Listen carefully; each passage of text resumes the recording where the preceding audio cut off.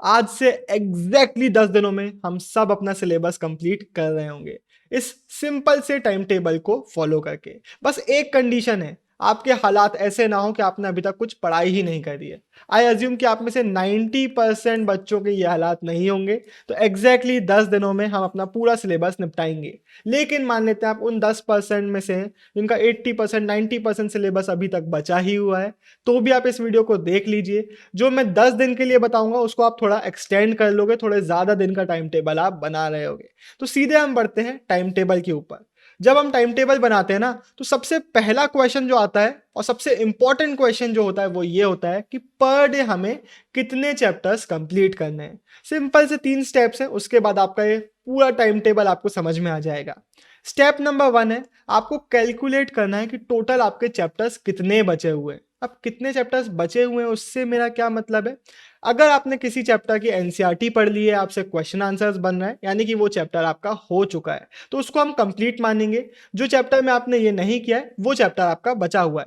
हाँ, अगर किसी चैप्टर में मैप वर्क बचा हुआ है या फिर आप डेट्स भूल रहे हो तो उसको भी हम कंप्लीट ही मानेंगे। आगे मैं आपको कुछ टिप्स दूंगा तो उसमें ये सब चैप्टर्स हम कवर कर लेंगे। अभी हम उन चैप्टर्स की बात करते हैं जिनकी हमने एनसीईआरटी नहीं पढ़ी हुई है। तो मान लेते हैं हिस्ट्री में 5 चैप्टर बचे हुए हैं, पॉलिटिकल साइंस में थोड़े ज़्यादा 6 बचे हुए हैं, इकोनॉमिक्स में 4 बचे हुए हैं, फिजिकल एजुकेशन में 5 बचे हुए हैं, इंग्लिश में हमने थोड़ा बहुत अच्छे से पढ़ लिया है, हमारे 2 ही चैप्टर बचे हुए हैं। तो टोटल हमारे कितने हो गए, 10 + 20 22 चैप्टर्स हमारे हो गए। अब हम बढ़ेंगे स्टेप नंबर 2 में। हम क्या करेंगे, अपना सिंपल सा कैलकुलेशन करेंगे। टोटल चैप्टर्स कितने हुए, 22। इसको हम डिवाइड करेंगे 10 से, क्योंकि ये 10 डेज टाइम टेबल है, हमें 10 डेज में अपना पूरा सिलेबस कंप्लीट करना है।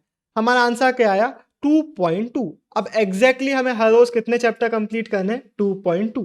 2.2 कैसे करते हैं थोड़ा आगे अब मैं समझा दूंगा इस चीज को। पहले एक बहुत इंपॉर्टेंट स्टेप को डिस्कस कर लेते हैं, जो इस टाइम टेबल वीडियो का सबसे ज़्यादा इंपॉर्टेंट स्टेप है। आपको पीडीएफ मिलेगा एक डिस्क्रिप्शन में, उस पीडीएफ को आपको डाउनलोड कर लेना है। उसमें एक पूरा फॉर्मेट है टाइम टेबल का, वहाँ पे पूरा लिखा होगा कि total days 10, total chapters 22, per day chapters 2.2। आप पूरा उसको फिल कर लोगे और आपके सामने एक टाइम टेबल तैयार हो जाएगा। उसका प्रिंट निकलवाना, फिल करना, अपनी जो स्टडी टेबल है उसके ऊपर चिपका देना या फिर किसी अच्छी सी जगह पर रख देना, ताकि आपको हर रोज वो दिखे। आप जैसे जैसे कंप्लीट करते जाएंगे उसमें लिखते जाइएगा, आपको पूरी प्रोग्रेस आपके आंखों के सामने दिख रही होगी। एक फिजिकल टाइम टेबल बनाना बहुत इंपॉर्टेंट होता है, आपके हाथों में आपका टाइम टेबल होना चाहिए। अब हम आते हैं हमारे वापस से पुराने वाले क्वेश्चन में कि हमारा जो कैलकुलेशन आया है पर डे चैप्टर्स का, वो डेसिमल में आ गया है, 2.2 हमारा आया हुआ है। इसका मतलब क्या है, सिंपल, हम 10 में से 8 दिन 2 चैप्टर्स करेंगे, किसी 2 दिन हम 3 चैप्टर्स कर लेंगे, तो टोटल हमारे 22 चैप्टर्स एग्जैक्टली 10 डेज में कंप्लीट हो जाएंगे।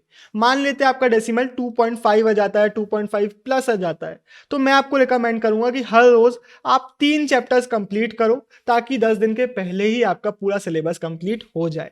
मान लेते हैं आपका कैलकुलेशन 3 तक पहुंच जाता है, ऊपर चला जाता है, तो भी आपको 3 चैप्टर्स पर डे करने पड़ेंगे, या किसी दिन आपको ज्यादा करना पड़ेगा। अब क्वेश्चन वही आता है कि आप में से मेजॉरिटी के साथ यही होगा कि आपका पर डे आ जाएगा 3 चैप्टर्स पर डे।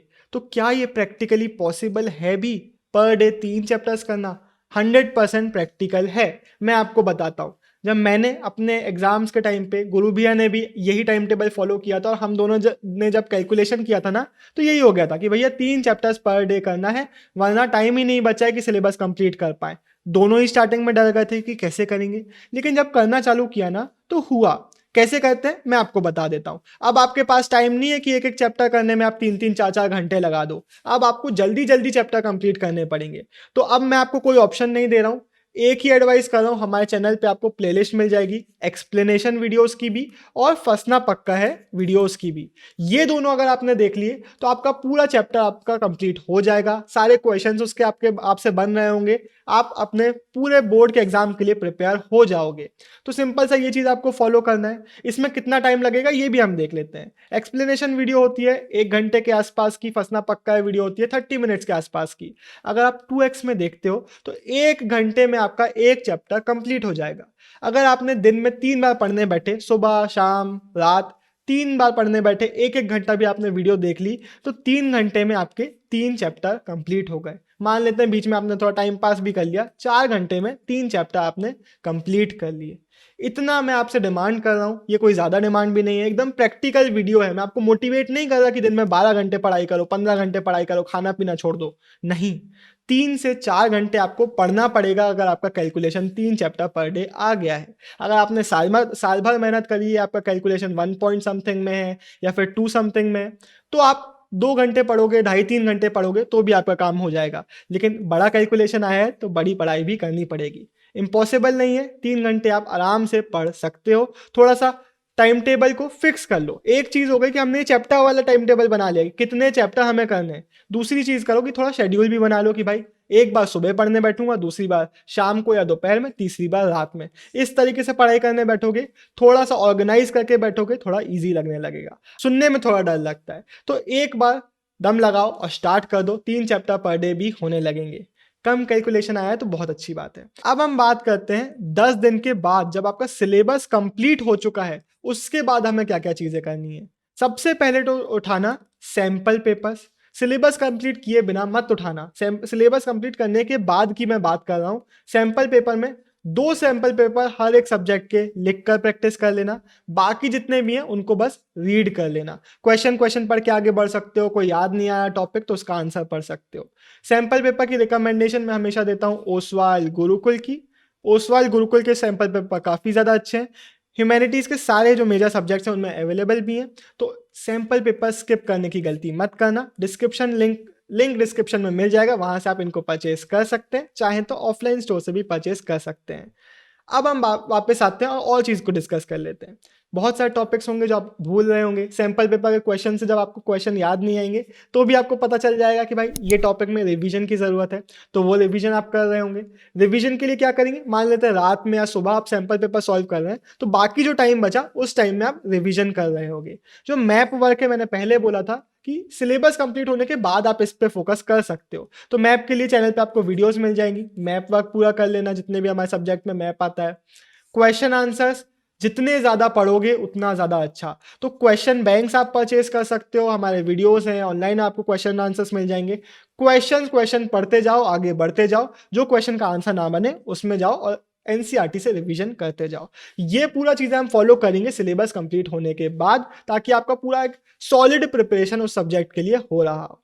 अब मैं बात करता हूँ कुछ टिप्स की। अब आपके पास टाइम ज़्यादा नहीं बचा हुआ है तो नोट्स बनाने में टाइम वेस्ट मत करो, पढ़िए और आगे बढ़िए। स्पेशली जो टॉपिक्स होते हैं उनके तो नोट्स मत बनाइए। किस चीज़ के नोट्स बना सकते हो, डेट्स अगर कोई आ रही है, नेम्स अगर कोई आ रहे हैं तो उसके नोट्स आप बना सकते हो। थोड़ा स्मार्टली अब आप पढ़ाई करो। जो बॉक्सेस आते हैं, टाइमलाइंस आती हैं, उनको आप स्किप कर सकते हो, क्योंकि अब साल नहीं बचा हुआ है, आखिरी महीना चल रहा है एग्जाम्स के पहले का। हर चीज़ को लिख कर प्रैक्टिस करने की ज़रूरत नहीं है। सिलेबस कंप्लीट हो जाए तो उसके बाद मैंने आपको बता दिया कि सैंपल पेपर लिख लेना, लेकिन बाकी चीज़ों को, क्वेश्चन आंसर्स को लिख के प्रैक्टिस अब मत करो। हाँ, थोड़ा बहुत लिखने की आदत डालते रहना, वरना बोर्ड एग्जाम में एकदम से दिक्कत होती है, हाथ ही नहीं चलता है। लेकिन हर चीज़ को लिख के टाइम वेस्ट मत करो। फिर अगर आपको कोई स्पेसिफिक डाउट्स आ रहे हैं तो उसके लिए आप कॉमेंट सेक्शन में कॉमेंट कर सकते हो। मैं स्पेसिफिकली उस डाउट के लिए भी वीडियो बना दूंगा। और एक लास्ट और एक बहुत इंपॉर्टेंट चीज़, आंसर राइटिंग। आंसर राइटिंग पे काम आपको करना पड़ेगा। अगर आपकी आंसर राइटिंग अच्छी नहीं है तो उसके लिए आप डिस्क्रिप्शन में जाओ, हमारा आंसर राइटिंग का जो कोर्स है उसको परचेज कर लो। बहुत सारे बच्चों ने लिया है, बहुत ज़्यादा हेल्प करेगा आपको अच्छा स्कोर करने के लिए, तो इसको आप चेकआउट कर सकते हो। यही था इस वीडियो के लिए। बाय बाय, साइनिंग ऑफ, देव टेनगुलिया। डिस्क्रिप्शन चेक करना इस वीडियो का मत भूलना। बाय।